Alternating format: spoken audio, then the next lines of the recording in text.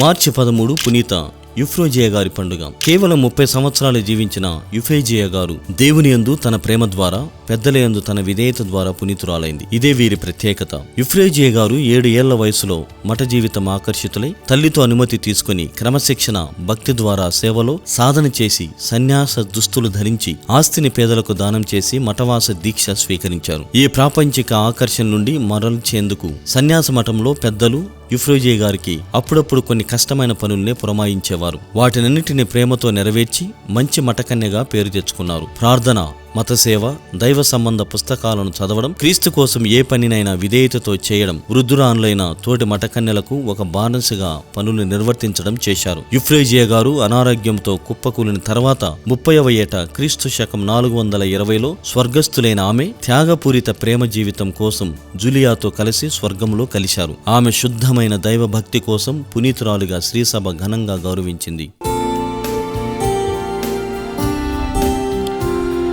పునీత యుఫ్రోజియా గారా